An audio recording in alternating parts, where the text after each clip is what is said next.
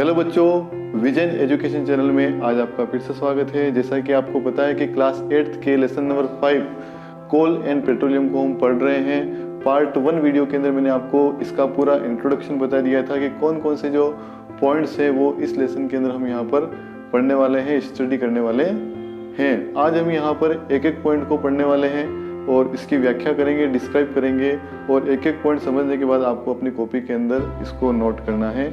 तो स्टार्ट करते हैं, देखते हैं। सबसे पहला जो पॉइंट अपने को दिया हुआ है नेचुरल रिसोर्सेज, यानी कि नेचुरल रिसोर्स क्या होता है।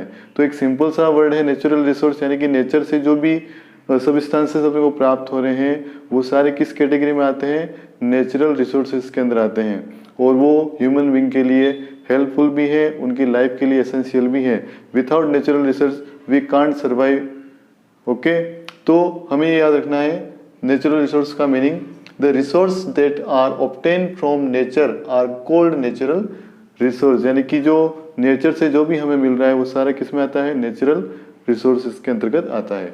इसके बाद में आप देखें सेकंड नंबर का जो पॉइंट है वो दिया आपको नेचुरल रिसोर्सेज आर 2 टाइप्स, यानी कि नेचुरल जो रिसोर्सेज हैं वो कितने प्रकार के होते हैं ये हमें आना चाहिए।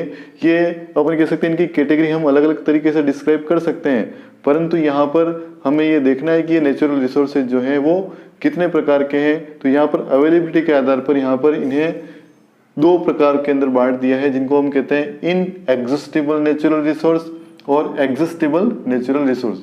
यहाँ पर आपको ये शब्द पूरे लिखने हैं क्योंकि मेरे पास जगह यहाँ पर कम थी, इस कारण से मैंने इसको शॉर्ट में लिखा है। एन का मतलब नेचुरल, आर का मतलब रिसोर्सेज है। अब यहाँ पर सबसे पहली बात अपन करें इनएग्जिस्टिबल नेचुरल रिसोर्स का मीनिंग हमारे लिए क्या है। तो these are present in unlimited quantity, यानी कि ये जो इनएग्जिस्टिबल जो नेचुरल रिसोर्स होते हैं वो अनलिमिटेड क्वांटिटी में प्रेजेंट होते हैं, यानी इनकी मात्रा बहुत ज़्यादा होती है। प्रकृति के अंदर, नेचर के अंदर ये काफ़ी मात्रा में अवेलेबल होते हैं और ये कभी भी, ये ऐसे रिसोर्स होते हैं जो कभी भी खत्म होने वाले नहीं है। जब तक ये पृथ्वी रहेगी तब तक ये नेचुरल रिसोर्स रहेंगे, ठीक है। इसके बाद में दूसरा उसने दिया है not be existed by human beings, यानी कि जो भी ह्यूमन एक्टिविटीज कर रही है या जो ह्यूमन बीइंग है इस अर्थ के ऊपर, वो यदि इसका यूज करते हैं तो ये खत्म नहीं होंगे, ये वाली बात वो कह रहे हैं। इसके बाद में एग्जाम्पल के फॉर्म में आप क्या लिखोगे इसके अंदर, जैसे सनलाइट है और एयर है। तो सनलाइट आपको पता है लगातार आप इस सनलाइट की एनर्जी का उपयोग हम करते हैं, आज सोलर एनर्जी का उपयोग करते हैं। तो वो कहाँ से मिलती है अपने को, हमें सनलाइट से ही वो सोलर एनर्जी प्राप्त होती है। इस सनलाइट का उपयोग हम इलेक्ट्रिसिटी के रूप में कर सकते हैं। ये अपन कह सकते हैं ये जो एनर्जी का जो रिसोर्स है वो इको फ्रेंडली है, पोल्यूशन नहीं करता है और अपन कह सकते हैं फ्यूचर एनर्जी, अपन कह सकते हैं इक्विपमेंट की श्रेणी में ये आता है। तो ये काफ़ी अच्छी चीज़ है कि हम सनलाइट का उपयोग करके इलेक्ट्रिसिटी को हम क्या करें, बनाएं या अपने घरों के अंदर सोलर एनर्जी के प्लांट अपन लगवा ले, तो हम बिजली के बिलों से भी क्या हो सकते हैं, बच सकते हैं और एनवायरनमेंट को भी हम अच्छा बनाने की कोशिश कर सकते हैं। इसके बाद में जो अगला नेक्स्ट आता है यहाँ पर एयर, जो एयर होती है उसको अपन कहते हैं हिंदी के अंदर हवा कहा जाता है। इस हवा का भी उपयोग हम करते हैं, जैसे हम ऑक्सीजन, CO2 गैस बार बार हम ब्रीथिंग के अंदर काम में लेते हैं। कुछ अदर गैसेस भी, नाइट्रोजन वगैरह भी इन्वायरमेंट के अंदर मौजूद हैं जो अपन कह सकते हैं लिविंग ऑर्गेनिज्म के लिए काफ़ी एसेंशियल होती है। तो ये भी ऐसा पॉइंट है जो कभी खत्म होने वाला नहीं है, यानी कि वो इनएग्जिस्टिबल नेचुरल रिसोर्स की कैटेगरी में आता है। तो इस एयर का उपयोग हम नॉर्मल लिविंग ऑर्गेनिज्म तो करते ही है, साथ में हम इसका उपयोग आजकल वाइंड पावर के रूप में भी करते हैं। वाइंड पावर का मतलब होता है हवा से इलेक्ट्रिसिटी का निर्माण, यानी वाइंड मिल का उपयोग करके हम क्या कर सकते हैं, इस हवा का यूज कर सकते हैं और हम इलेक्ट्रिसिटी को प्रोड्यूस कर सकते हैं। तो ये भी एक बहुत अच्छी थिंग है जो अपन कह सकते हैं ये भी फ्यूचर इक्विपमेंट की श्रेणी में आएगा यदि हम इसका यूज अच्छी तरीके से करें तो। इसके बाद में आता है आपका जो नेक्स्ट प्रकार है वो है एग्जिस्टिबल नेचुरल रिसोर्स। एग्जिस्टिबल का मतलब क्या होता है, जो क्या होगा, आप जिनका उपयोग लगातार करते रहेंगे तो एक समय के बाद में वो नेचुरल रिसोर्स क्या हो जाएंगे, समाप्त हो सकते हैं, खत्म हो सकते हैं। तो हमें क्या करना पड़ेगा, जुडिशली इनका यूज करना चाहिए, यानी कि हमें कह सकते हैं कि मित व्यवस्था है, अपन कहते हैं कम से कम खर्च इनको करना चाहिए। कि हम इनको जुडिशली यूज करेंगे तो ये आने वाली जो भी अपन कह सकते हैं जो पीढ़ियां हैं, अपने जो जनरेशन है, उनको आसानी से इन चीज़ों का उपयोग करने को मिल जाएगा। जब ये इक्विपमेंट कौन से हो सकते हैं, जैसे forest, wild life, minerals, petroleum, coal, natural gas, ये ऐसी चीज़ें हैं यदि हम इनका उपयोग लगातार करते रहेंगे तो एक समय के बाद में ये बिल्कुल नेचर से समाप्त हो जाएंगे और आने वाली जनरेशन को ये देखने को भी नहीं मिलेंगे। तो हमें इनका यूज जुडिशली करना चाहिए, यानी कि मितव्ययितापूर्ण विवेकपूर्ण तरीके से हमें इनका यूज करना चाहिए। और लोगों के अंदर भी ये मैसेज या संदेश अपने को देना है कि हम ऐसे जो भी वस्तुएं हैं जो आने वाले समय में खत्म हो सकती है तो उनको बचा करके चलना है, उनको कम से कम उपयोग करना है। These are present in limited quantity in nature, यानी कि ये बहुत ही लिमिटेड क्वांटिटी के अंदर नेचर के अंदर प्रेजेंट है। These are exhausted by human activities, यानी कि ये ह्यूमन एक्टिविटी के द्वारा एग्जॉस्ट किए जा सकते हैं। एग्जाम्पल मैंने आपको बताई दी है, फॉरेस्ट है, आप लगातार वनों को पेड़ों को काटते रहेंगे तो एक स्थिति ऐसी आएगी कि सारे जंगल क्या हो सकते हैं, समाप्त हो सकते हैं। वाइल्ड लाइफ यानी इसके अंदर पेड़ पौधे जीव जंतु सारे आ गए, इनको भी यदि अपन लगातार शिकार करते रहेंगे, लगातार इनका यूज ही करते रहेंगे हम, तो ये भी खत्म हो सकते हैं। मिनरल्स, ये मिनरल्स जो है अपन कैसे अर्थ क्रस्ट के अंदर लिमिटेड क्वांटिटी के अंदर प्रेजेंट है, हमें इनका उपयोग जो है इस तरीके से करना चाहिए कि ये जल्दी से खत्म ना हो। पेट्रोलियम, पेट्रोल भी जो है अपने को जमीन से ही प्राप्त हो रहा है ना, तो ये भी लिमिटेड क्वांटिटी में है। कोल लिमिटेड क्वांटिटी में, नेचुरल गैस भी लिमिटेड क्वांटिटी में है, जिनका उपयोग हमें जुडिशली करना है, मितव्ययितापूर्वक या विवेकपूर्ण तरीके से यूज करना है। तो आपको ये दोनों बिंदु अच्छे से समझ में आ गए होंगे। अब हम यहाँ पर जो है इसके बाद वाले जो नए पॉइंट है वो यहाँ पर देखने वाले हैं। तो अब हमारे पास जो दूसरा पॉइंट है इसमें वो है कोल। कोल का मतलब होता है, आप सभी जानते हैं कि जैसे कोयला आपने देखा है तो कोयले से ही आपको कंपैरिजन आपको करना है कि कोल भी एक प्रकार का, ये समझना है कि कोयला ही है। अब यहाँ पर देखें आप, कोल होता कैसा है, तो हार्ड एज स्टोन, यानी कि जो कोयला होता है या कोल जो होता है वो कठोर होता है पत्थर के समान। इसके बाद में आप देखें फाउंड इन ब्लैक कलर, यानी कि ब्लैक कलर क्या होता है या ब्लैक कलर में पाया जाता है।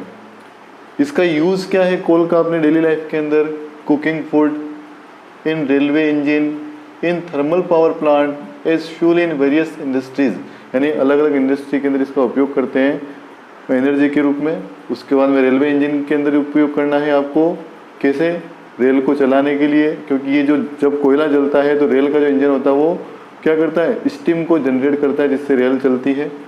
इन थर्मल पावर प्लांट, यानी कि जहाँ पर थर्मल यानी कि कहते हैं उष्मा से विद्युत या इलेक्ट्रिसिटी प्रोड्यूस होती है, उस पावर प्लांट के अंदर भी हम क्या करते हैं, कोल का यूज़ करते हैं। इसके बाद में आप देखें स्टोरी ऑफ कोल, यानी कोल होता क्या है, ये बना कैसे है, इसके बारे में हम यहाँ पर थोड़ी सी चर्चा करते हैं। वो है, सबसे पहले स्टार्ट होती है कहानी आपके 300 मिलियन ईयर एगो, यानी कि 300 मिलियन ईयर की ये बात है जब कोयले का निर्माण हुआ है या कोल का फॉर्मेशन हुआ है। अर्थ हैड डेंस फॉरेस्ट, यानी कि जो अपनी ज़मीन थी उस ज़मीन के ऊपर बहुत सारे पेड़ पौधे अवेलेबल थे। Due to flooding forest got buried under the soil, यानी कि अपन कहते हैं ना पृथ्वी के उथल पुथल होने से बहुत सारे जो पेड़ पौधे होते हैं वो क्या हो गए, ज़मीन के नीचे दब गए और उसके ऊपर मिट्टी की परतें बिछती चली गई, यानी कि सोइल डिपोजिटेड ओवर देम, यानी कि उन सभी के ऊपर मिट्टी जमा होने लग गई।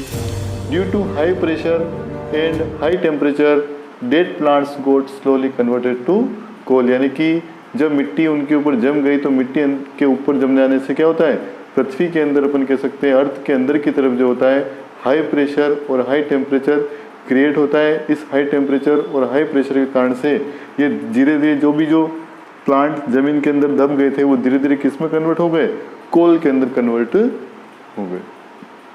तो कहने का मतलब ये है, एक सिंपल सा मैं बता दूं, आप ये समझ सकते हैं कि पृथ्वी की उथल पुथल होने से जितने भी पेड़ पौधे थे वो ज़मीन के नीचे दब गए और ज़मीन के अंदर बहुत ज़्यादा उच्च तापमान और उच्च दाब, हाई प्रेशर और हाई टेम्परेचर के कारण से धीरे धीरे जो भी प्लांट्स थे वो किस में कन्वर्ट हो गए, कोल के अंदर कन्वर्ट हो गए। तो ये एक प्रकार का नेचुरल प्रोसेस था जिसके द्वारा कोल का फॉर्मेशन हुआ है। अब ये भी जो होता है अपन कह सकते हैं एग्जॉस्टिबल नेचुरल रिसोर्स है, क्योंकि इसकी मात्रा जो है अर्थ के अंदर काफ़ी कम है। इस कारण से क्या होगा, यदि हम लगातार उपयोग करेंगे तो ये खत्म हो सकते हैं। अब यहाँ पर एक शब्द आपसे बोर्ड एग्जाम में पूछा जा सकता है जिसको हम कहते हैं कार्बोनाइजेशन कहते हैं। कार्बोनीकरण हिंदी में कहा जाता है कार्बोनाइजेशन क्या होता है? Slow process of conversion of dead vegetation into coal is called carbonization. है कि ये अपन कह सकते हैं ना, कोल का जो फॉर्मेशन होने का जो प्रोसेस है वो काफ़ी क्या है, स्लो है। तो कोल के फॉर्मेशन का जो प्रोसेस है उसी को अपन क्या बोल देते हैं, कार्बोनाइजेशन कह देते हैं। तो ये बात आपको यहाँ पर याद रखनी है कि कोल क्या होता है। ठीक है, अब यहाँ पर कोल जो है, इस कोल के ही अलग अलग कुछ फॉर्म डेवलप हुए हैं, अपन कह सकते हैं उनको अलग अलग तरीके से बताया गया है। तो हम उन फॉर्म को भी पढ़ लेते हैं कि कोल के अलावा इसके और कौन से पार्टीशन है और इनका क्या यूज है। तो देखते हैं चलो। तो हमने देखा कि कोल क्या होता है। अब यहाँ पर हमें देखना है कि कोल के जो टाइप्स हैं और उसके कौन से फॉर्म हो सकते हैं उसके बारे में बात करते हैं। तो जो कोल होता है वो 3 फॉर्म में आपको मिलेगा, कोक, कोलतार और कोल गैस के फॉर्म में आपको वो मिलेगा। वेरी सिंपल फॉर्म है। कोक सिंपल सा मतलब जो अपन जलाने के लिए कोयला काम में लेते वही होता है। ये टफ होता है, पोरस होता है और कलर में कैसा होता है, ब्लैक। ये प्योर फॉर्म ऑफ कार्बन, यानी कि ये कार्बन का सबसे प्योर या शुद्धतम रूप कहा जाता है। ये क्वेश्चन पूछा जा सकता है, याद रखें आप। तो जो कोक होता है, COKE, कोक जो होता है वो प्योर फॉर्म ऑफ कार्बन है। इसके बाद इसका यूज याद रखें, मैन्युफैक्चर ऑफ स्टील, यानी स्टील इंडस्ट्री के अंदर काम में लिया जाता है स्टील को बनाने के लिए। और एक्सट्रैक्शन ऑफ मेटल, यानी कि जो भी प्रकृति से हमें मेटल मिलता है उसको शुद्ध करने के लिए ये काम में लिया जाता है। इसके बाद आता है कोलतार। कोलतार का मीनिंग होता है, यह जो होता है ब्लैक कलर का होता है, थिक लिक्विड होता है। थिक का मतलब गाढ़ा गाढ़ा सा लिक्विड होता है, काले रंग का। अपन ने कई बार आपने देखा होगा सड़क जब बनती है तो आप ये डामर को जब देखते हैं तो डामर एक प्रकार का क्या है, कोलतार ही है वो। ठीक है, तो वो जो लिक्विड होता है उसको हम क्या बोल देते हैं, कोलतार। इसकी जो स्मेल होती है वो बिल्कुल अनप्लीजेंट होती है। यूज के रूप में आप कहाँ कहाँ इसका उपयोग किया जा सकता है, use in synthetic fibre, synthetic fibre को फॉर्मेशन करने के लिए, डाई बनाने के लिए, परफ्यूम्स को बनाने के लिए, एक्सप्लोजिव, एक्सप्लोजिव का मतलब होता है विस्फोटक पदार्थ बनाने के लिए, और ड्रग्स मतलब औषधियों के निर्माण में इसका उपयोग किया जाता है। इसके बाद में 3rd नंबर पे आता है कोल गैस। कोल गैस क्या होता है, coal gas obtain during processing of coal to get coke, यानी कि जब कोल से हम क्या बना रहे हैं, कोल से हम जब कोक का फॉर्मेशन कर रहे हैं तो 3rd यहाँ पर क्या मिलेगा अपने को, कोल गैस अपने को यहाँ पर मिल जाएगी। तो ये सिंपल सी बात है, यानी कोल से जब कोक को बनाते हैं तो उस समय क्या निकलती है, जो गैस रिलीज होती है उसको हम क्या कहते हैं, कोल गैस कहते हैं।